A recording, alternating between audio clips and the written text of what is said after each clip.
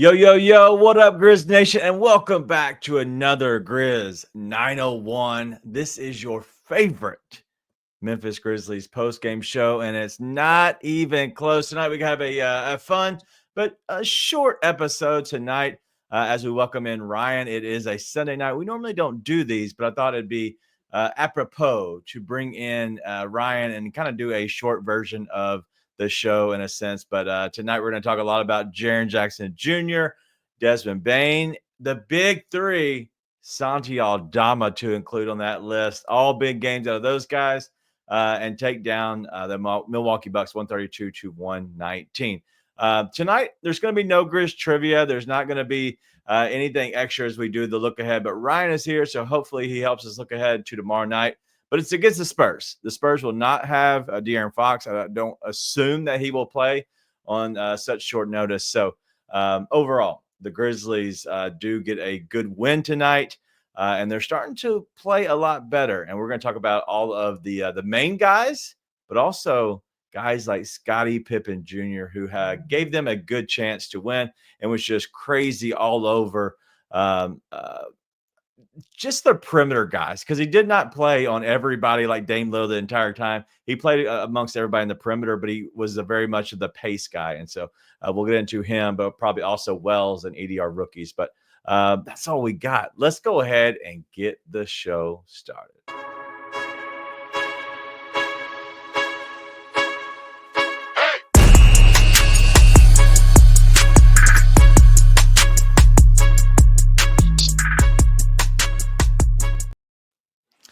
Yo, yo, yo, what up, Ryan, man? How are you? Am I muted anymore? Nope, you're not. You're good. You're okay. Good. It seems like the past couple episodes, everybody's been muted when they started. So I made sure to look before I talked. No, but that was great national TV game after all of the excitement we've had with the trades and stuff. We were the end cap, so to speak, for the Sunday. So it was a great game. The end cap, the night cap, whatever kind of cap you like. We got you, Cap. No, not for real. No but cap. Grizz girl, this is a rare Sunday night appearance. It's a late, because the only reason we stopped doing the weekends just in general, one, we have lives. Okay, just to be completely clear, we don't get paid enough to do this on the weekends. I enjoy it, but there's no way that I'm going to do that. But a Sunday games, usually it's matinee-ish, like 2, 3, 4, 5, whatever. Listen, I'm not trying to do this and just kind of miss my nighttime routine with my kiddos. And so definitely not going to do it. But I put them to bed at 7:30. The game started at 7:30. A little coincidence. But no, we decided kind of midway through the game, I asked Nate if he was able to, and he had some things going on with family. And so contacted Ryan. He was so gracious enough to kind of hang out with us. But the Grizzlies do 132 to 119. Just kind of off the top rope, man. What's your thoughts? I mean, I thought the Grizzlies pretty much in every facet dominated the game, except the threes, right? Like the Bucks were incredible in the third and had that run. And then it was like Scottie Pippen Jr. turned into prime pick an all-time great player, right? And just kind of took over the game. Like he was stealing the ball from everyone. He had like 8 assists. I remember a stretch at the beginning of the fourth where he had like 4 assists in 90 seconds. And it just flipped the game. And that in turn with, the Grizzlies actually starting to make some threes, right? Because the difference was so big the entire game. Once it started to go down, they started to get on a roll. They never looked back. Right. Yeah, and that's what it was. Looking at the two halves is what I want to look at. And before we get into this, Lauren, this is for you, okay? You and everybody else that wants to watch the Grammys, my wife included, who was yelling at me because the TV was still on because she fell asleep watching the Grammys and could not turn it down and could not find the remote and was yelling at me, who I'm in my office right now trying to watch the game, but also get ready for the show. But if you look at the game overall, the Grizzlies, they won the first quarter. Second quarter, were outscored by 5, but was not looking too great, but they weren't looking bad overall. The Bucks could not kind of take advantage of them not hitting as many shots as they normally would. And then the third quarter, it was hot, like 37-41 was the total points of each team. 37 for the Grizzlies, 41 for the Bucks. The Bucks looked like they were kind of running away with it a little bit. I think they went up by 10 at that point.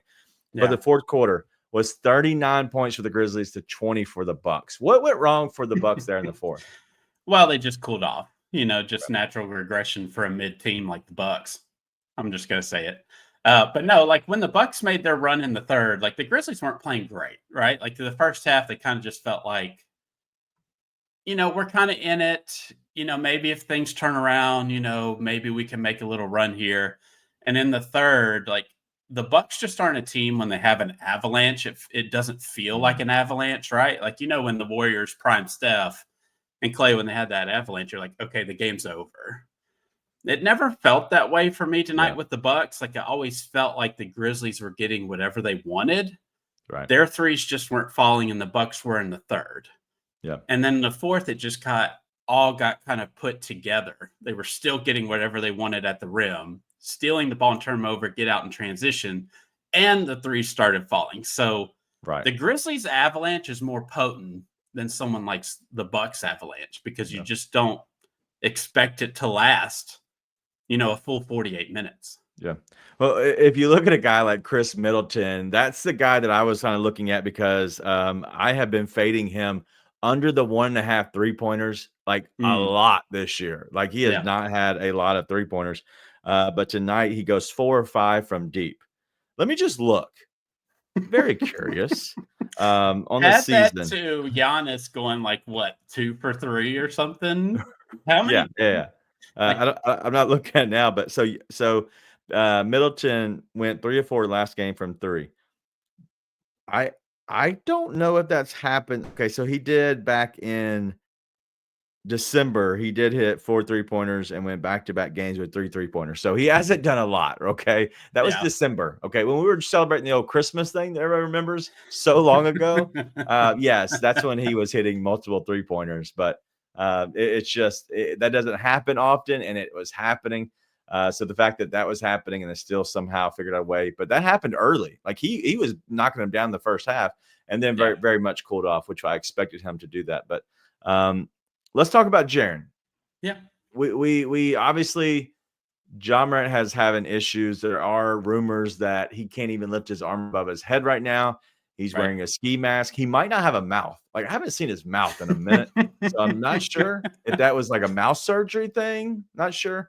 But yeah, I don't know what's going on. But supposedly he can't lift his arm above his head, but the reports say that he should expect to come back towards the end of the week. So any thoughts on Ja Morant just at first on him? I just don't know what's going on enough to be like, hey, I think it could be this, right? Like, which seems to be opposite of what it has been in the past. So maybe it's a good thing now that we're just kind of wondering what it is instead of knowing all what's going on. I would assume it's purely just an injury maintenance thing. I mean, we have seen it in the past with him. He seems to heal really quickly. And we're like, are you sure you're ready to play? And he kind of plays through it.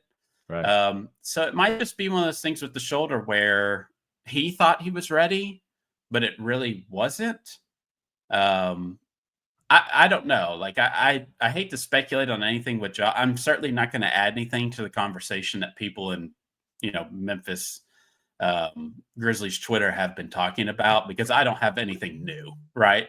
Like I'm not going to shed any better light on the situation.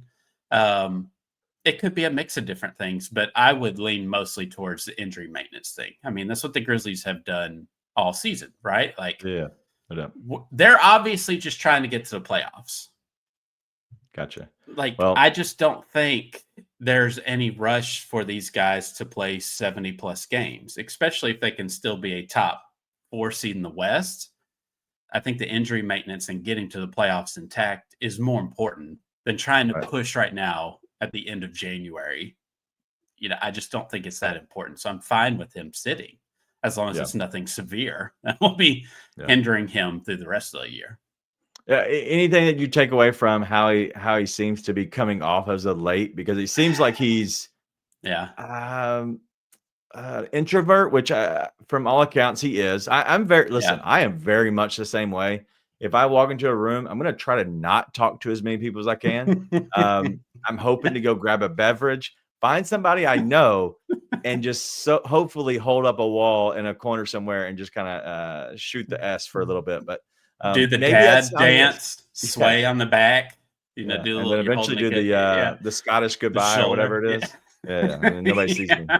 No, I mean, he has like kind of disinterested, right? Like, I feel like there's been times where he's been trying, and Yeah, he's been frustrated probably by the lack of foul calls that he thinks he deserves and he's not getting, which you can say it's true or not.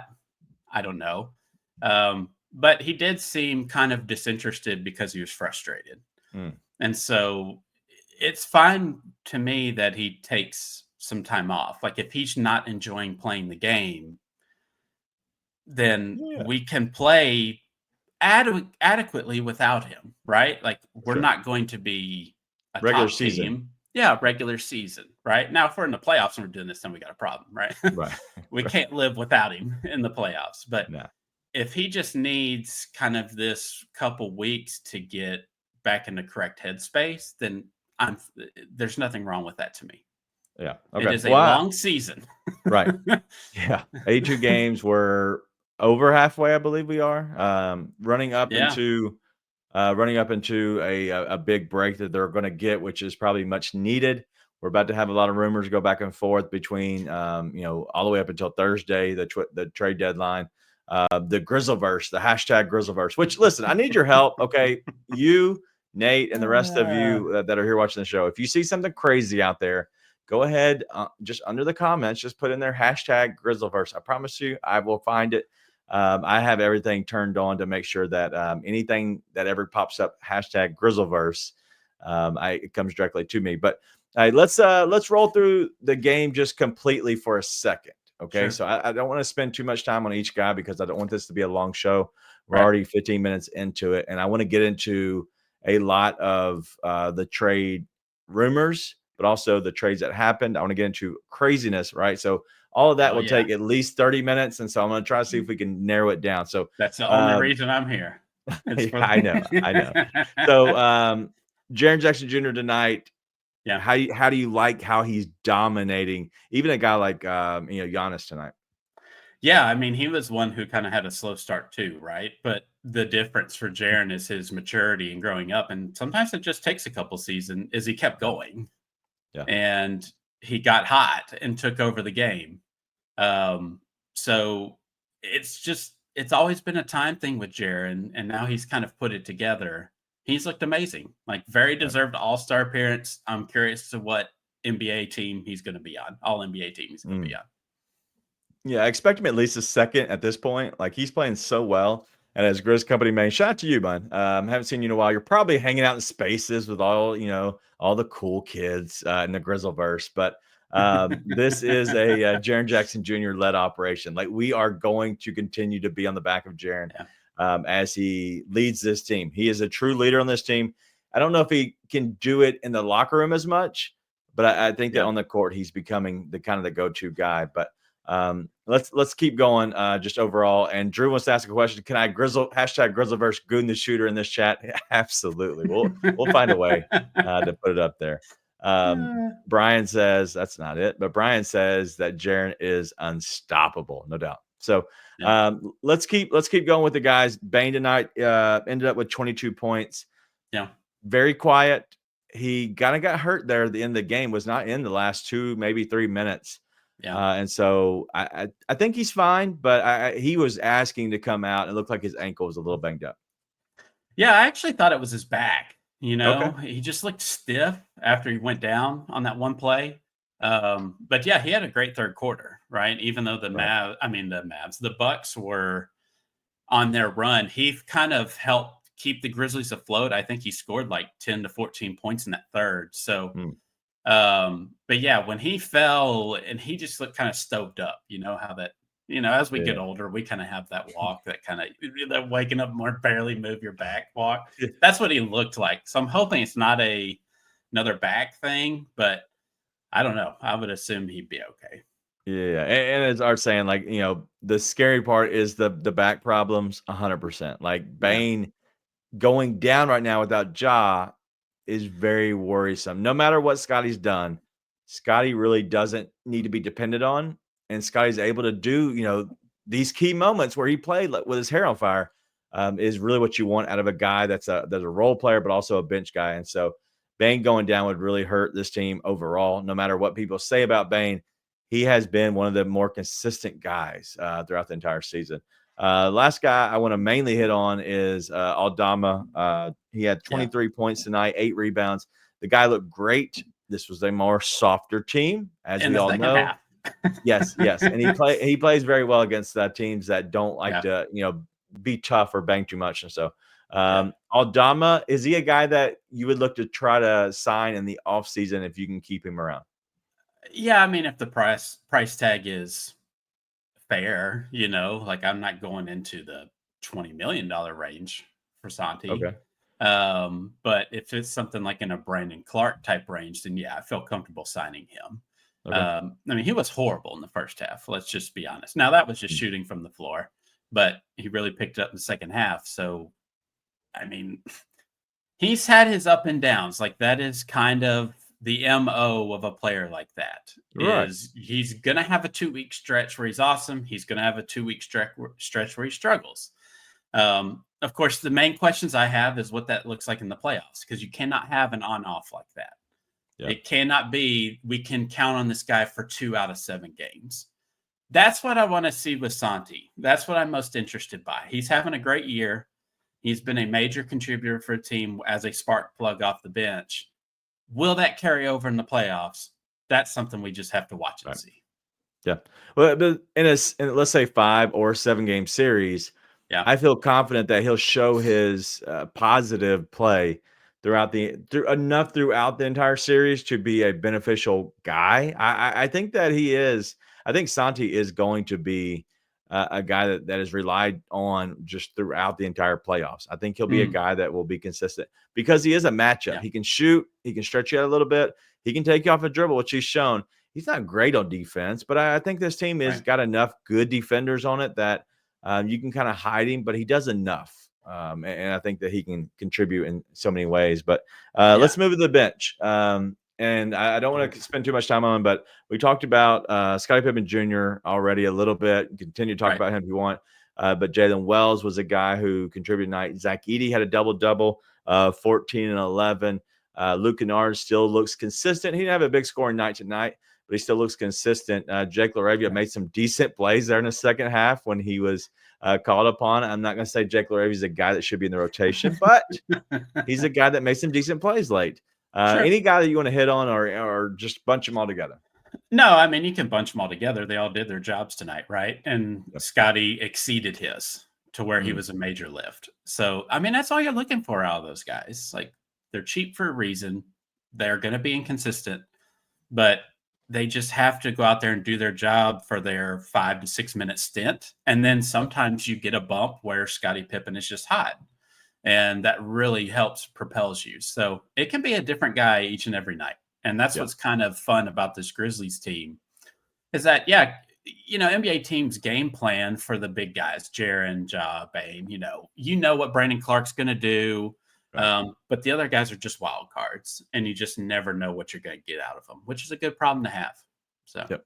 Absolutely. And as Marcus Murdoch saying, Dame was locked down by Wells. Like just every game this season, it's just like, my God, like just get this dude off of me. I'm tired of him. Like, and he's playing, yeah. honestly, he's facing people and just not letting them catch it when he does. Like it's just like a pest. And there's no idea like what is going through these guys' minds. They're just like, all right, let's just like get this dude off.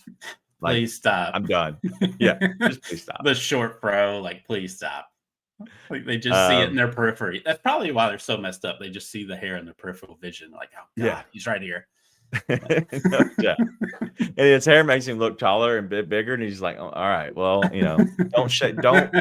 cornrows, don't put it down because I think you need to have that a little bit higher." But all right, so we got some questions coming into the chat already about the trades that have happened, maybe Oh, some trades of guys that are going to be. So I don't want to go into I don't want to go into any further into this at all, but overall the Grizzlies do win 132-119. It was a good win. It was on the back of Jaren with a lot of ancillary pieces. Put a bow on this. Anything do you want to wrap up about this the rest of this game? No, I mean, it was very obvious they were the harder working team, I think. I think the hustle plays really kind of the 50-50 ball stuff really kind of shown late in this game, which kind of helped flip it and turn it around in the fourth. And so, I mean, we've seen them in the past when they very few times been on national TV game. It kind of looks like they're sleepwalking a little bit. What are we doing? And they kind of did that a little bit in the first half, but the second half was like the Grizzlies that we know and love that we want to see all the time. So, I mean, I don't know what it takes to get them to do that all the time, but if we got that effort, I mean, they're a dangerous team night to night. Yep. No doubt. And the Grizzlies get a big win. You know, we've done really well against the Milwaukee Bucks. 7 in a row. It's crazy how well they played them. I really want to take them on the main line tonight, but Sunday's national TV, that didn't sound good. So I just kind of stayed away and just enjoyed the game overall. But a big win. In honesty, it was a good win because that Milwaukee team has been hot. I know you call them mid, and I know you think that they're not that great, but they have been hot. And when you're hot, you can be better than you really are. Okay, so I'll give the Grizzlies credit on that. But 132-119 overall tonight in a win. We're going to get to a lot of the trades that had happened already, but also a lot of questions you might have, guys, that you're looking at, because I know you're a trade conspiracy theorist. But I love it. I know, and that's why you want to come on here. But this is the Grizz 101 post-game show. We are live after every weekday game. I know it's Sunday and it's a night game, but we're making a special bonus episode. So if you're hearing this and you're getting this, like, hey, what happened? They recorded last night because you're hearing it afterwards. Yeah, it was just a last minute thing. At halftime, we decided, why not? Let's do it. So let's get into a lot of these that we've already had. I don't want to go into this too far because it would take the entire show. So let's spend 1 minute on this, one whole minute. This is not what I was promised. I know that you turned off your phone or fell asleep last night because only I think I was the only one of me, you, and Nate that was awake when it happened. But you woke up to the news. Which, listen, you checked your messages really late in the morning. I don't know if you completely slept in. My God, but what's going on, and how in the world does Luka Doncic get traded to LA? I don't really know. My biggest takeaway is that Nico, well, what's his last name? But whatever, for the Mavs, the GM for the Mavs. Sure. It's a lady, right? No, it's a guy. That's the owner. The owner's a lady. Yeah. And I don't know what I was thinking. After kind of catching back up on all of it and seeing all the money stuff, to me, it was a personal vendetta. And you're thinking, personal vendetta to send him to the Lakers? What are you talking about? He doesn't get the Supermax now. He goes to a higher income tax state. He gets paired with a team that's not going to be they could be decent. But LeBron is 40, 41. How long is he going to be there? Then you've got personality clashes between those two. Is LeBron really going to stand off his side while Luka does everything? It really kind of boiled down to me that I thought Nico was just kind of tired of dealing with Luka. Now, I don't know what's going on inside that franchise, right? It's just outside looking in. Because the first thing that popped into my mind, if everybody remembers that video last year, I think it was when the Mavs made the finals. Yes. Luka was with his dad drinking a beer. Right. Nico walked over, just took it out of his hand, dapped up his dad, didn't say anything to Luka, and just walked off. To me, that was the first thing I thought of. I think there has been tension a long time where I just think Nico didn't want to deal with it anymore. And there was issues about his weight. He doesn't work out, his lifestyle, where that was, not saying Luka's out there going crazy, but Like, they had to stop this man from drinking sweet tea. Like, do you remember his first or second year? Like, he was addicted to sweet tea and they had to cut it out of his diet.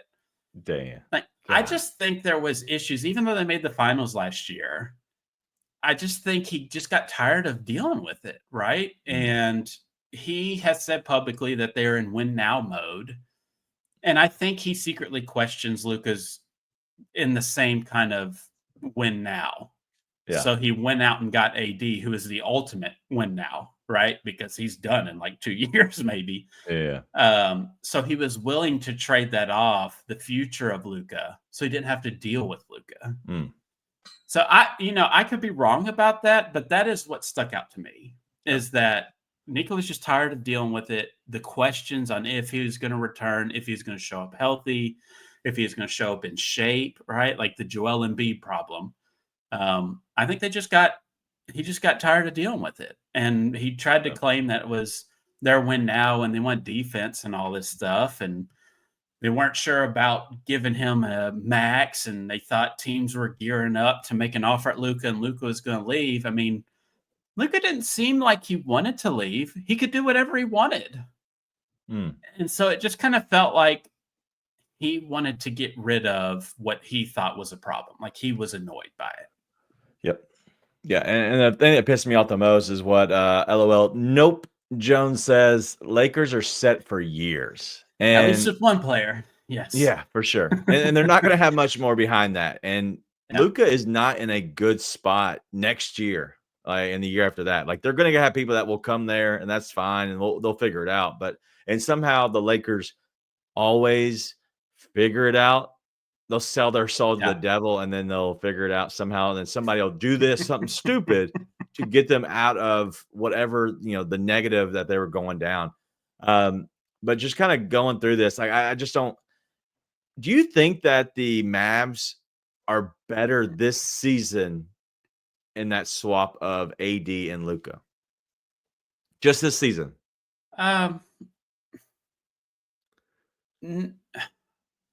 No.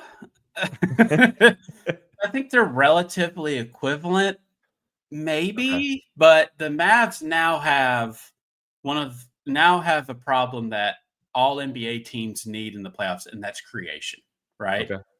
And now they're relying solely on Kyrie, who is 32. And AD is not really a creator. Like they've traded, like Luka is the ultimate kind of creator, like him and Jokic, right? Like they're the sun, everybody revolves around them, and they manipulate everything on the court. The Mavs don't have that anymore. So can you say defensive ceiling, they're maybe a little bit better? Maybe. But if you can't score on the opposite end, it doesn't matter how good defensively you are, right? And they've lost that now. Okay. So I would say that they're probably a little bit less than they are ceiling wise.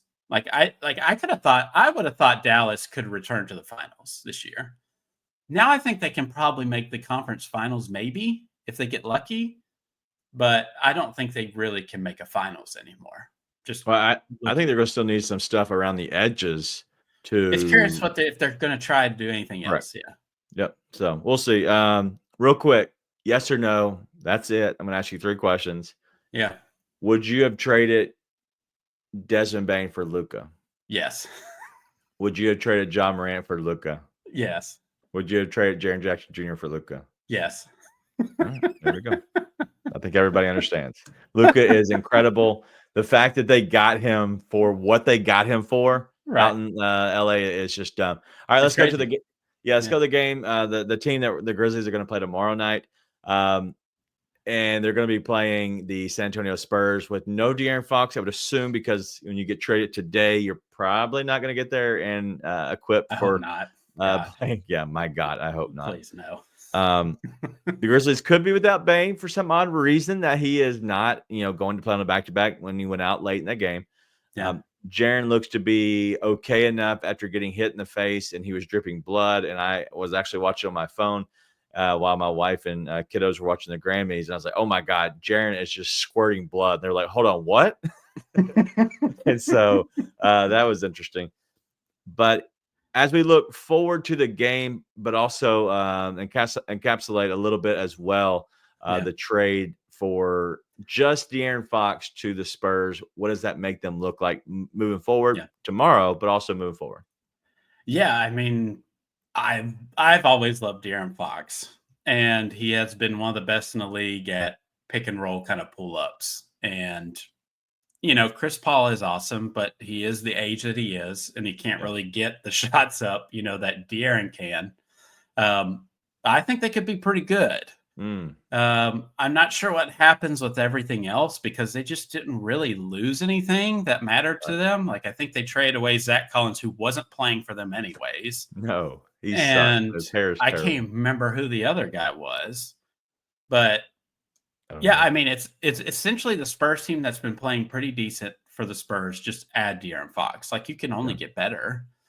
Now, we always know there's an adjustment time, kind of an incubation period where you kind of get used to each other. But a talent like De'Aaron Fox, point guards don't need as much of a time. You kind of need time to fold in wings and shooters and bigs so they get used to the system. Point guards, you just give him the ball, he's going to figure it out, right? Yeah. So I don't expect them to have like a adjustment period, really. Right. Trey Jones, yeah, okay. And he was playing backup point guard for them. So I'm curious what they're going to do with Chris Paul. Is Chris Paul going in Trey Jones' spot, or are they planning to start them together? That's an interesting thing. I don't know, but I can only think the Spurs just got better because De'Aaron Fox is just better. Yeah. No, for sure. But tomorrow night, they're obviously going to be down a backup point guard at least. They're going to be down a couple guys that might have played, maybe a guy or two that might have played in the rotation. So they're going to be a little shorthanded, I would assume. But this season, they're now, I think they're in 11th place. They're a couple games total out of 10th. Let me just go look at it real quick because I want to ask you about their playoff chances. So they're 12th. They're 21-25. They're 2 games out of 10th behind Sacramento, weirdly enough. Ironic. Yep. I would assume Sacramento holds steady enough, but they're going to have a lot of trouble with having no point guard. Like, they do not have a point guard now. I don't know what they're thinking on that area. But do you think there's any way that San Antonio can say, hey, we're going to be good enough? Because realistically, they're 5.5 games out of 6. So take that as you want, 7th, 8th, 9th, 10th, whatever. Just add up those games. If they can kind of win some and string some together, the Spurs have a chance to be a play-in team. Is that true or untrue? I think they can be a play-in team. I think it'll come down to the last 2 weeks. Because I think, whatever happens with Sacramento, I'd expect them to regress a little bit. I mean, it's not like they're 500, right? Yeah. But the Warriors, I think, are also 500. So, I mean, this week will tell us a lot. If the Warriors stand pat, I mean, those 3 are kind of fighting for that 10th spot. And you never know what's going to happen with the Mavs right above them and the Suns. Yeah.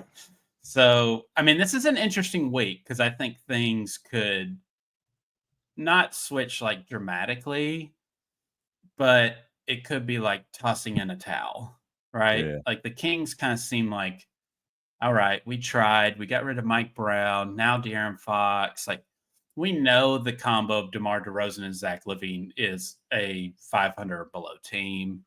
Are we looking for, are we just kind of tossing in the towel now? Yeah. I don't know. That's hard to tell. But, I mean, to think that they got all those picks and stuff, maybe they're starting to think about it. Yeah, and the Warriors are just the wild card. You have no idea what they're going to do. So the Spurs could make the play-in. I think it'll come down. It'll be close late. Okay. Yeah, it's definitely all bundled together there in the bottom with a lot of guys and teams that could make some trades to get them, a little bit better position. But it's also a lot of teams that are going to have to give up something to potentially make a move to see if that works. And some of it will not work. We're also going to see injuries. So a lot of teams that you're seeing right now, they could fall and it could settle itself out. But I would assume this Spurs team that we're going to play tomorrow night is they're probably set now. They might make another move at another ancillary piece or something, but I don't think there's anything that would happen. They might send out a Chris Paul to a team that really needs a point guard for some reason to start to get something back that they might actually benefit from for the future, at least. And so they might be a team that says, hey, we're fine giving up on this year as long as it helps us going forward. So we'll see. But before we get into the Grizzlies stuff, we have our guy Titan MVP that's coming in here. You're late, God. No, but we did talk about Ja still nursing his shoulder. I want to ask, do you know if he could be out a while? Because that's this big question, because that's what we're nervous about. Yeah. There's been talks about him potentially returning at the end of the week, but the way he looks, it does not look anywhere close like he's going to play tomorrow, but also the end of the week. I don't know. I mean, you could tell me that he's just not playing in National League or national TV games to thumb his nose at Adam Silver, and he'll be back tomorrow. Like, that's certainly possible. Or he could be out for after All-Star break. Like, you can talk me into either one of them. The fact that they would put him as doubtful, right? Yeah. They put him as doubtful and not out. There's a complete difference. Doubtful means probably not. But his decision. We're going to give him a run and see what it looks like. And so it does, like, it looks like he's having to make the decision, but also they're giving him some early workouts in the day. But we heard after the early workout that it was pretty much understood that he was more than likely going to be out. So I don't know if he grabs another doubtful or another question or questionable to possibly be upgraded to probable. But looking at their schedule, I believe they play Monday and then Wednesday. So overall, I would expect them to be closer in. At that point, then we have the trade deadline. Yeah, they play Monday, Wednesday, Saturday. So not bad. You have the Spurs and the Raptors, which they should beat back to back, even without Ja. Then you have the Thunder on Saturday. You obviously have the trade deadline, all that kind of moving and shaking. I would expect the Thunder not to do much. If Ja's not back by that Saturday game, the day before the Super Bowl, are you worried? No, not at all. Okay. No. Until they say that this man's going to need season-ending surgery, I am not worried. All right. Well, let's move past. But thank you, Titan MVP. If you want to have your question or anything, no matter what part of the show, we'll make sure we bring it up. We'll get to it, even if you're late, Titan MVP. But yeah, move to the front of the line. If you have a super chat, by all means, we appreciate you as always. But let's get into a little bit of the Grizzlies and what they need to do. So I'm going to lay the floor. I'm going to lay it out for you. You do what you need to go. You steer us the direction. But the Grizzlies, in my opinion, need to make a trade. I don't know what that looks like. I'll play off of you. Where should they go? Should they make a trade, not make a trade? What do you think?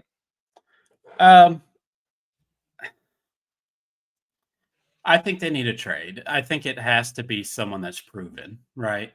I mean, Cam Johnson is the most obvious one. Right. He's already fit in a team construct that made a run to the finals. He can play a role. Like, he's the most obvious fit. Jimmy Butler is an ultimate wild card because he does raise the ceiling of your team, but then you got to deal with him. And he's not probably going to be here after the summer. What is he thinking? Literally, is he just saying, I'm going to the Suns no matter what? Yeah, I mean, I didn't realize the Suns were just, we'll give you 4 more years. They're idiots. If you come here. I don't understand that. I guess they can think they can trade him again later. I don't know. But yeah, I think it has to be a proven wing that's played in the playoffs before. And really, about the only guy that seems available is Cam Johnson. But the only problem is, as we've seen today, there was a lot of guys traded that didn't seem like they were going to be traded. Like, they were just out of left field. Yeah, you're moving. It's like, okay. So if it's going to be like that, I have no clue who you even possibly target that could be that, because, I mean, maybe with the new CBA and all this stuff, teams are willing to let go of guys who are not top 3 on their roster, right? Like, okay, we can have a conversation about, I don't know, Mikal Bridges, just for example, right? Because he's not Cat or Jalen Brunson.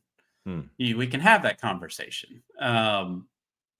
So I don't know who that guy is. Like, is Miles Bridges somebody that is interesting that propels you anything? Probably not. Like the guy's never played in a play. I don't think he's ever played in a playoff game.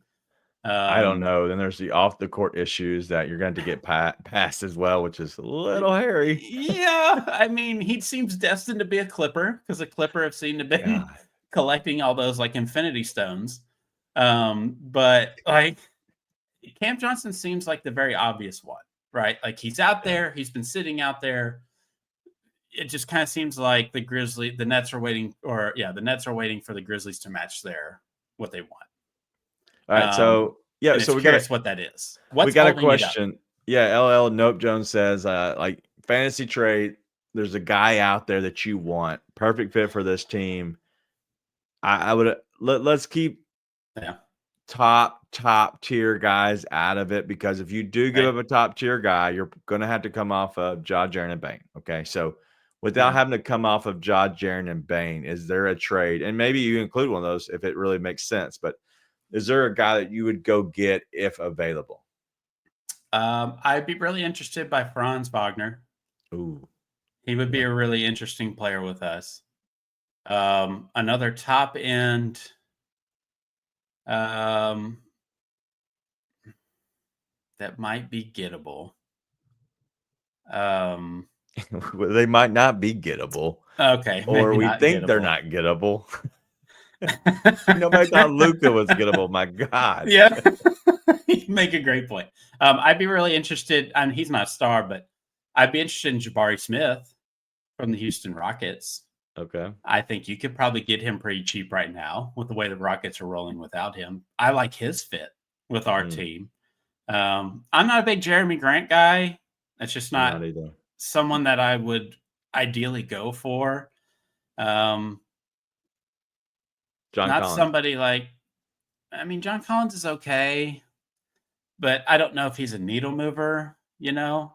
I see a lot of comparison with John Collins and PJ Washington, and they're just not the same player. Like PJ Washington's a better defender. He's a better wing player. John Collins is more kind of like a stretch four a little bit. Now, he's not a bad player, right? He is a good player. I don't think he brings you the same kind of thing that PJ Washington does in terms of toughness, defense, switchability, the functionality of what he can do. I think he's very kind of a four. And that's why the Hawks moved off from him, because he's undersized and he's really only best as a four. Right. But he would be a decent player off the bench. Like, you wouldn't even start. You wouldn't even start John Collins if he came in. I don't think I would start him. No, because I mean, who are you going to start him over? Like, is that where you're putting Jalen Wells to the bench and now you're trusting John Bane to guard the other team's best perimeter player? Like, I don't know. It's an interesting conversation. So, I mean, Dream is somebody like Franz Wagner, right? That is a good player that is probably realistic that you maybe could get. Gotcha. But yeah. All right. Let me run through a lot of these names, because I see them in the chat, and I appreciate everybody bringing them in here. And Goon the Shooter wants Lamar Stevens. And listen, I think Lamar Stevens is a good player as your 15th guy. I think that's fine. But I would probably just send him down to the hustle and just hope he's really good with Yuki. Like, that's really the only thing I would do with Lamar Stevens. I think he was good last year and he excelled, but I think we're a little above that level again. But run through these guys real quick. Kyle Kuzma, yes or no? No. Okay. Yeah. All right. So if you could go get Derek Lively or Daniel Gafford from the Mavs, because they need a guy like a Marcus Smart, and they're willing to come off of one of them, maybe Lively, since he's hurt right now, even though he's the higher and better prospect. Maybe they would come off of one of those guys for a guy like, Marcus, I don't know, Marcus Smart, something like that. Would you do either or both? Yeah, I would be fine with either one. I mean, I would think you would probably get Gafford. I would doubt that they would let go of Lively. Well, Lively's just out until like April, I think.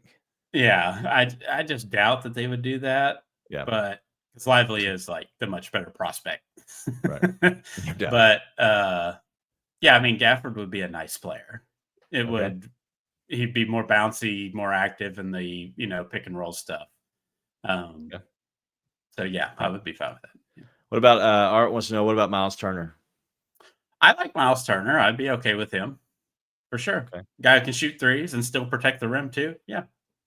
Okay. Clint Capella. No, no, thank you. Uh, Sorry. Art says that DeAndre Hunter is better than Cam Johnson. Do you like DeAndre Hunter for the Hawks? No, I've never understood the DeAndre Hunter hype. Sorry. Would you go trade for Jay Huff? Sorry. Kidding. But the good question, why is he like banished? I think they're trying to shorten up a lot of the rotation. If we've seen the rotations, like they went to a 10 guy, and then when there's for some reason when let's say Ja's back, you don't see other guys as much. And I know they've tried to keep Jake in the rotation. I've said I'm telling you, I think they want him to play 8 to 10 minutes at least, no matter how many people's on the court, so they can keep showing him off to eventually maybe trade him. He's an expiring contract. Yeah. I think they want to keep Santi around, but I think you keep playing Jake just to keep him in rhythm, keep him looking somewhat good. That way he doesn't disappear, and you can keep his trade stock up. Whenever you put him on the bench and you DNP him, that draft stock just plummets completely. And so I think keep playing him, and I think that's the reason. But yeah, I don't know why J Huff. I think J Huff's just matchup based. If Edie doesn't have it, I think you see J Huff more in a second half kind of guy. Yeah, that makes sense. I was just All like, right, where is he? Yeah, if Sacramento does make more moves, Keegan Murray, any chance you go get him? Yes. I love Keegan. Okay. Yeah, Okay. I would love him on this team. Do you agree with Marcus here? Go get a big man who can rebound and rebound. I mean, it's okay. It's not on my list of top priorities, right? Like I'm always going to prioritize creation. Like that is the number one thing I'm looking for. It's why Jaren is all of a sudden an all-star player. It is the development of his creation. Why are the most important bigs in the NBA? Like, why are they that important? It's because they can self-create, right? Anytime you can create for yourself, like if you go look at bigs who they shoot threes, right? Like Brooke Lopez, shoots threes. 98% of his threes are assisted, right? Why is Wemby so awesome? The man can shoot a step back three by himself unassisted. Jaren can do that.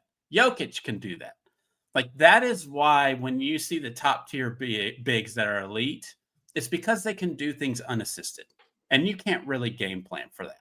Yeah. So like Gafford is a good player. Everything he has to do on the court to score is assisted. Like he is not going to create anything for himself. And that is where Grizzlies have gotten in trouble in the past, is they do not have enough creation. And so I'm just always going to lean to that kind of player. Do you need a player who's a big guy who rebounds? Yes, it's an important part of the game. If I have my choice of the two, I'm going with someone maybe who can hopefully do a little bit of both, but can also do a self-create and doesn't have to rely on being passed to, Yeah. Yeah, you have to be careful of who you bring on this team. Do they fit? Yeah. Like, there's a lot that has to play into it.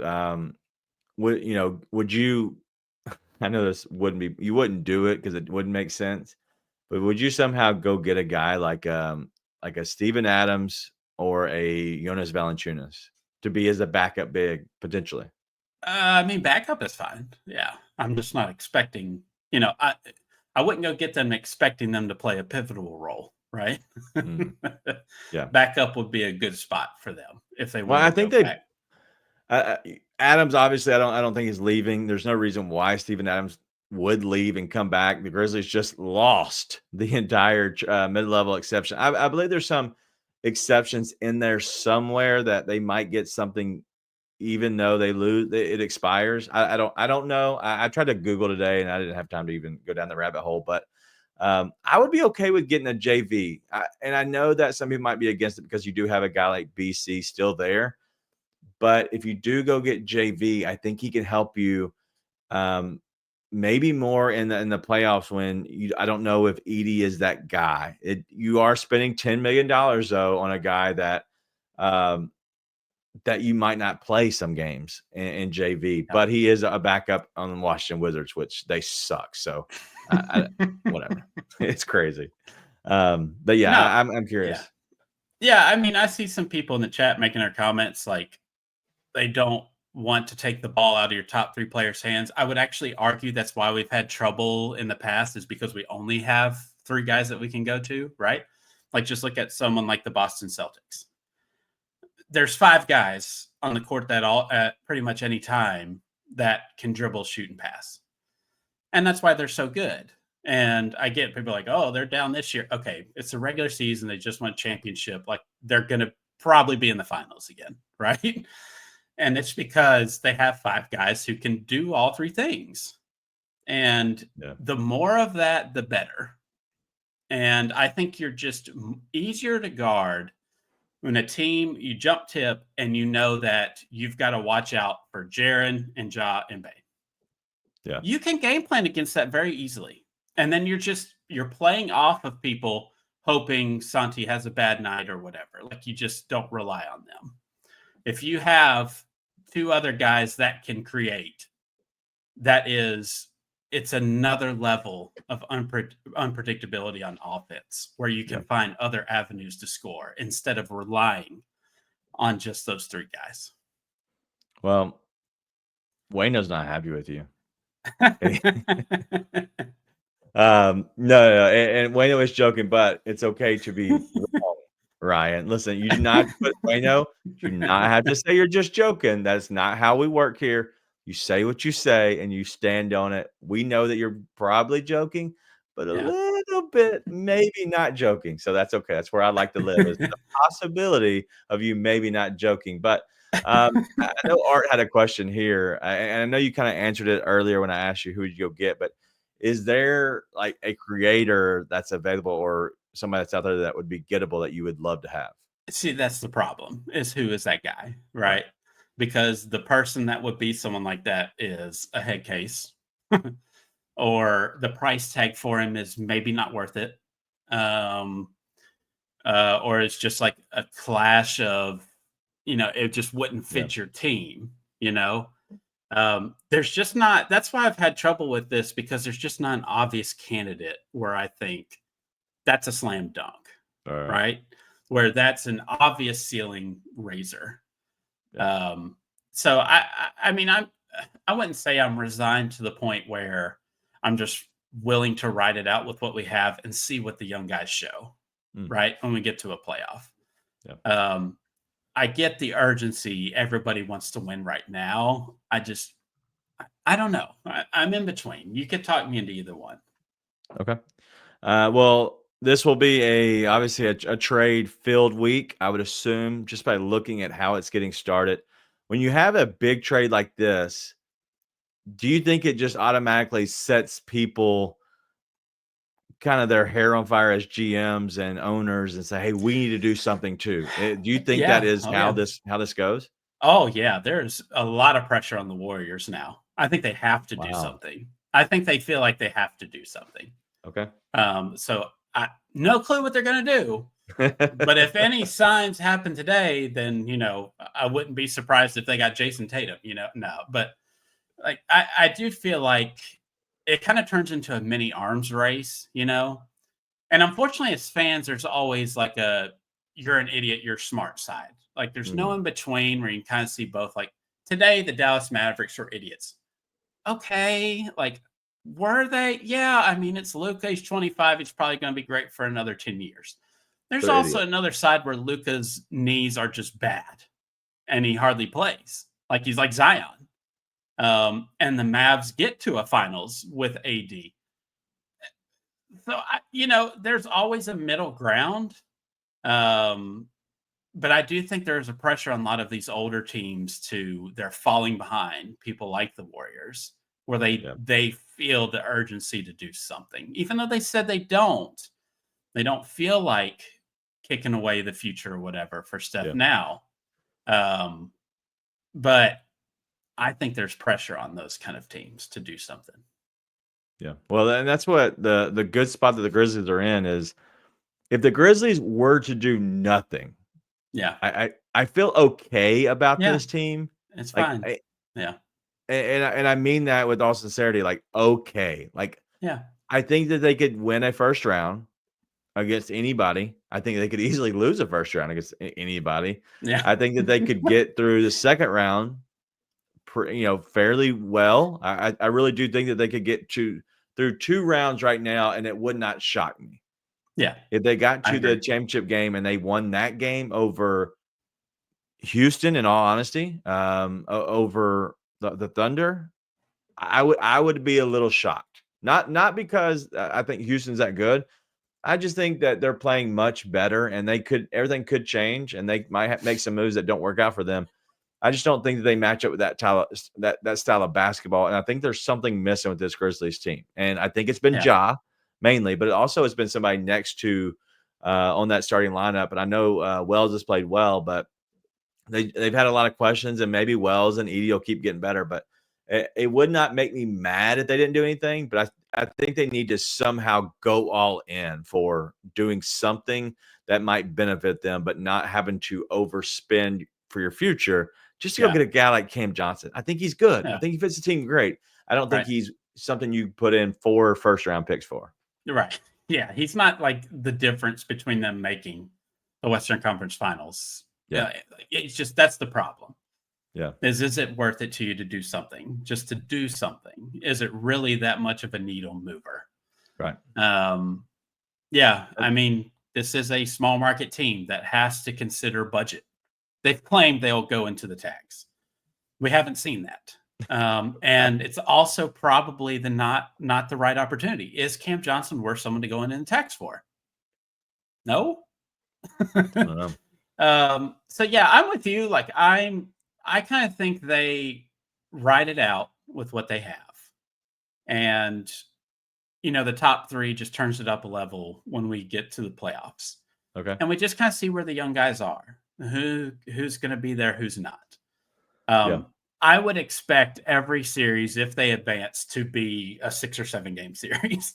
Like, I don't expect them to win any series easy. And it's just like Houston. Like, I doubt Houston gets out of the first round. Like, I just do. Wow. There's just not enough offense there. But it also depends on matchup, right? That's a big thing. Yeah. They could win the Grizzlies could win every round in 6 or 7 games. They could lose the first round in 7. Like, that is kind of the wild variability with them. But yeah, I'm not trading away Gigi, Jalen Wells, multiple first round picks for Cam Johnson, when I don't know that Cam Johnson's really going to take me. Like, all of a sudden I'm a shoe in for the Western Conference Finals. Yeah. I don't know that. Yeah. Well, as Art's asking here, smart Laravia Santi, and a pick for Cam Johnson, does it save us money? I The don't know thing Cam's is, contract, but I I would I don't assume know so. exactly, verbatim whether or not it saves us money, but what it does is Santi's coming off the books, Laravia's coming off the books, right? So both guys are expiring. So you get to go 3 for 1, which is a benefit for now, but you still have to have guys to put on the roster for next season or potentially this season, right? And so at that point, you have to figure out a way to fill your roster. And so you still have to. So then, let's say you break even, you then have to spend to go fill in those other current spots. So you're going over. Now, what do you get for those guys? I don't know. Can you put them into a trade exception? I don't know. Like, there's a lot of ways around it for sure, but just doing 3 for 1, it does consolidate your roster a little bit, but that doesn't make you necessarily better. I think getting Cam Johnson for a guy like Marcus Smart, who I don't love in this offense and on this team just overall, it's definitely crazy. But I want to see their offense change. I want to see a lot that can happen because this team is in a good spot. And so, we'll see overall. But I do have a question up here that Wayno asked real quick. We'll probably make this one of our last ones, if not the last one. Moving no mo, do you think this is the best position the Grizzlies have ever been to make a major run at a good trade or make a major run at consolidating the team? Yeah, I mean, they have the young pieces to do something, I think, if they wanted to. Yeah. The other problem is you got to have a partner on the other side that, is interested in what you have. I mean, I think Santi is interesting for other people in his developmental curve where he's gone. Like, I think he's interesting. Marcus Smart being a vet that's also expiring. You know, GMs with this cap like that, right? Yep. So yeah, they're positioned well for a lot of different avenues. And I think a lot of times, when you don't do anything, a section of your fan base is always going to be upset about it. Like, you're just going to always be upset not doing anything. Then there's going to be a section, if we did make that move, there's going to be a section of fan base that, why did we do this? Our team was doing fine. Why would we mess up? You're not going to please we have it in the chat. You're not going to please all three sections of whoever that fan base is. So the front office has done enough to where I think you can relatively trust in what they're going to do. They have never been a team that has panicked, done something. They've been on the side of, well, let's kind of develop, and if there's something there, then we'll take a shot. If it doesn't, then fine. We'll keep going the developmental route. But I know people get impatient with that. Like, they want to win. They want to win now, and I understand it. Yeah. And as ASAP Casper says, like, the West is not getting any easier. Like, you now have Fox that, you know, was in the West, but now he's coming into the Spurs with Wemby. The Rockets have now, you know, jumped up. The Lakers have gotten Lucas, so they're going to be good for the foreseeable future. The Mavs are going to be the Mavs because now they have Kyrie, who does well against you, but also they have a guy in AD who does well against you. The Thunder are, my God, they look so good and they're so deep. They don't even have Chet right now next to their center there, Hartenstein. And so there's a lot that's going on. The Grizzlies are in a good spot, but the Grizzlies are also need to make sure they do what's right for now, because if you make too many dumb moves, and I know that everybody wants to win this year, but if you make too many dumb moves that really sacrifices your future, my God, you might be behind the 8 ball. And at that point, you're selling everybody and having to start over from the beginning, because I do love Jared and Bane, but my God, I don't know if that's going to be able to compete with everybody. So they're going to have to develop as well. And so there's a lot that happens, and there's a lot that goes into these teams. So it's crazy. But final thoughts, anything that you're expecting or looking forward to as we get closer to the trade deadline this Thursday? The next 4 days are some of the best days as an NBA fan. Like, it's just, you're on high alert at all times. No doubt. It's going to be crazy. Especially after today. Yeah, you're on high alert. Yep, for sure. And you're on high alert from this show that was supposed to be like 30 minutes, and we went for a freaking hour. No idea that we were going to go that long. I kept looking at the time. It just like kept going crazy. But anyway, Ryan, thank you for hanging out tonight and joining us as always. We'll take on the Spurs tomorrow night. The first edition of the Grizzleverse is going to be around. It's going to be a lot of fun. And so we're going to take some shots at some people that say some crazy stuff in the deep, dark depths of Grizz Twitter that we've deemed the Grizzleverse. But tonight, the Grizzlies do win 132-119 over the Milwaukee Bucks. And so it's been a good night, or good day overall. It's been a good weekend. The Grizzlies are on a good stretch. They now get, you know, 2 teams in the Spurs and the Raptors that they're going to take on. They might be able to get some good wins, but we'll be back tomorrow. So make sure you tune in for that. It'll be right after the Spurs game. The final buzzer sounds. You'll be here. We'll be here for sure. But Nate should be back joining me for that one as well. But Ryan, thank you. And thank you all for joining us in the chat. Late notice, bonus episode. But we'll see you all tomorrow night. Be nice and tell your friends.